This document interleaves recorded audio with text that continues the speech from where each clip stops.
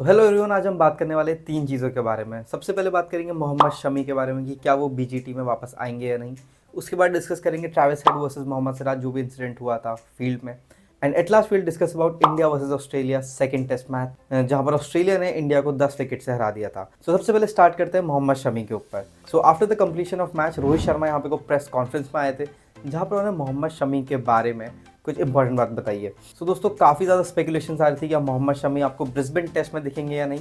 रोहित शर्मा ने उसके बारे में पूरा क्लियर कर दिया है अपनी प्रेस कॉन्फ्रेंस पे। बात करें दोस्तों रोहित शर्मा की, सो जब वो प्रेस कॉन्फ्रेंस में आए थे तो डायरेक्टली जब मोहम्मद शमी का सवाल उनसे पूछा गया, सो डायरेक्टली उन्होंने बोला दैट हम उनको मॉनिटर कर रहे हैं आफ्टर सैयद मुश्ताक अली ट्रॉफी, जहाँ पर उनकी नी में स्वेलिंग आ गई थी। साथ ही साथ दोस्तों उन्होंने बोला कि प्रिपरेशन यहाँ पे को बहुत ज़्यादा हैम्पर होती है ऐसी इंजरीज से। साथ ही साथ उन्होंने ये भी बोला कि हमें केयरफुल रहना होगा एंड हम उनको जल्दी यहाँ पे को ना लाएं। कभी कभी दोस्तों क्या होता है कि छोटी इंजरी भी यहाँ पे को बहुत ज़्यादा एग्रीवेट हो जाती है। तो रोहित शर्मा चाहते हैं कि वो 100% यहाँ पे को फिट रहें, तभी वो टेस्ट मैच में खेलना है। बिकॉज उसके साथ दोस्तों एक और रिस्क आता है, जब भी आप 90% 80% में यहाँ पे को बॉलिंग कराते हैं टेस्ट मैच में, बिकॉज आपको 5 दिन बॉलिंग करानी है। सो कभी भी अगर आपका एक मसल टेयर, एक छोटा निगल भी आ जाता है, सो टीम को उसका खामियाजा लेटर ऑन उठाना पड़ता है। बुमराह भी दोस्तों यहाँ पे को पूरी तरीके से फिट अभी नहीं दिखाई दे रहे हैं। डे 2 में भी दोस्तों उन्होंने ज़्यादा बॉलिंग नहीं की थी ड्यू टू द निगल, जो हमें लग रहा था उनकी बॉलिंग में भी। एंड साथ ही साथ जब उन्होंने अपना लास्ट ओवर भी कराया, सो उनकी स्पीड्स 120 130s में थी। सो इंडिया को यहाँ पे वो केयरफुल रहना होगा कि मोहम्मद शमी और जसप्रीत बुमराह को वो तभी ग्राउंड में उतारेंगे जब वो दोनों 100% फिट होंगे। साथ ही साथ उन्होंने ये बोला कि जो प्रोफेशनल्स हैं जो उनको मॉनिटर कर रहे हैं, वो हर एक गेम देखते हैं और हर एक गेम को एनालाइज करते हैं। एंड उसी के हिसाब से यहाँ पे को मोहम्मद शमी को टीम में जगह मिल पाएगी कि क्या वो 100% फिट है या नहीं before the Gabba test. It looks near impossible till now. हाँ, शायद वो आपको दोस्तों बॉक्सिंग डे में दिखाई दे, बट अभी आपको गाबा टेस्ट में वो दिखाई नहीं देंगे। सो ये था दोस्तों पूरा मोहम्मद शमी के बारे में केस कि क्या वो बीजीटी में दिखाई देंगे या नहीं। एंड एट लास्ट मैं आपको बताना चाहूँगा दैट अगर वो आपको दिखाई देंगे भी तो वो बॉक्सिंग डे में दिखाई देंगे, उससे पहले आपको कोई मैच में नहीं दिखेंगे। एंड शायद आपको वो पिंक टेस्ट खेलते हुए दिखाई दे। एक और इम्पॉर्टेंट न्यूज़ दोस्तों जो सामने आई है वो है Travis Head versus Mohammed Siraj का इंसिडेंट जो पूरा हुआ है। ये पूरा इंसिडेंट कल हुआ था जब मोहम्मद सिराज ने ट्रैविस हेड को आउट कर दिया था और एक सेंड ऑफ भी दिया था आफ्टर स्कोरिंग 100। एंड उसके बाद ट्रैविस हेड जब प्रेस कॉन्फ्रेंस में आया तो उन्होंने एक बयान दिया। उन्होंने बोला, I said well bowled but he thought otherwise. He said slightly disappointed with the way that transpired. It is what it is. अगर उनको ऐसे रिएक्ट करना है तो वो कर सकते हैं, और उनको अगर अपने आप को ऐसे रिप्रेजेंट करना है सो बी इट। मीन्स वो डायरेक्टली रेफर कर रहे थे मोहम्मद सिराज की ओर को। बट नाउ मोहम्मद सिराज ने स्टार स्पोर्ट्स को एक और इंटरव्यू दिया जिसमें उन्होंने बोला, तो जब मैंने ट्रैविस हेड को बोल्ड मारा तो मैंने सिर्फ सेलिब्रेट किया था और ये आपने टीवी में भी देखा था, मैंने कोई भी गाली नहीं दी थी। उसके बाद दोस्तों मोहम्मद सिराज जब बैटिंग करने आए तो दोनों एक और कन्वर्सेशन कर रहे थे जो बाहर लीक हुई। उसमें दोस्तों बात कर रहे थे कि एक मिसअंडरस्टैंडिंग हो गई थी दोनों के पार्ट से। And at last Travis head ने दोस्तों बोला है that Siraj has come out and he said that it was a bit of misunderstanding, will move on from here, so all is in good shape. And मेरा opinion ये है कि ये चीज़ें होती रहती है ग्राउंड पे एंड इसमें ज़्यादा फोकस नहीं होना चाहिए। आप अगर इतना हाई वोल्टेज गेम खेल भी रहे हो सो ये सब चीज़ें ग्राउंड में होती रहती हैं।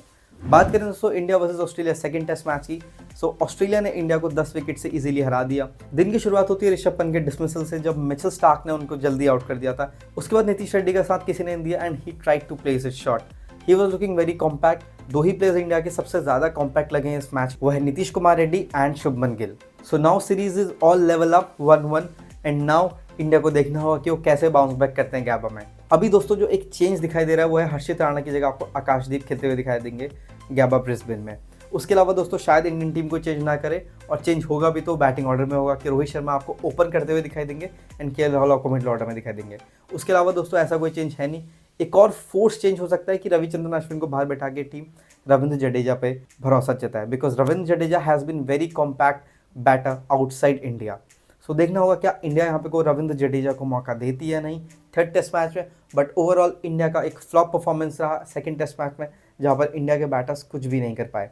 Right from the start India के साथ ये इशू रहा है पिंक बॉल टेस्ट मैच में, जहाँ पर बॉल ज़्यादा स्किड करती है एंड बैट्समैन हरी होते हैं।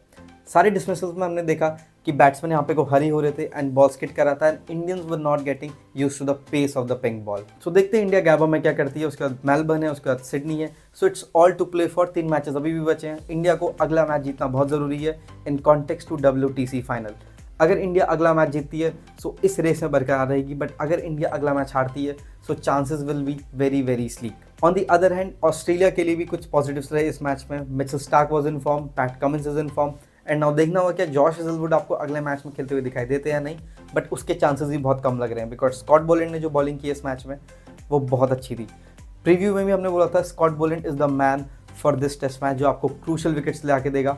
एंड जब जब पार्टनरशिप हुई है, जब जब Australia needed wicket from Scott Boland, उन्होंने डिलीवर किया है। एक और फोर्स चेंज ऑस्ट्रेलिया कर सकती है अगले मैच में, वो है ब्यू वेबस्टर को मौका दे सकती है मिचेल मार्श की जगह, बिकॉज इस मैच में भी हमने देखा कि मिचेल मार्श ने ज़्यादा बॉलिंग कराई नहीं एंड ब्यू वेबस्टर आपको अगले मैच में डेब्यू करते हुए दिख सकते हैं। चांसेस थे कि वो इस मैच में डेब्यू करेंगे, but Australia persisted with Mitchell Marsh. But now watching his form, Mitchell Marsh को भी यहाँ पे को मौके कम मिलेंगे एंड जैसे जैसे सीरीज आगे जाएगी ब्यू वेबस्टर का रोल आपको इस सीरीज में ज़्यादा देखने को मिलेगा बिकॉज ऑस्ट्रेलिया पहले ही कैमरन ग्रीन से लैग कर रहा है। Let's see if India can make a comeback in third test match. आज की वीडियो में बस इतना ही। अगर आप चैनल पर नए हो तो चैनल को सब्सक्राइब जरूर कर लेना। आज की वीडियो में बस इतना ही। Thank you.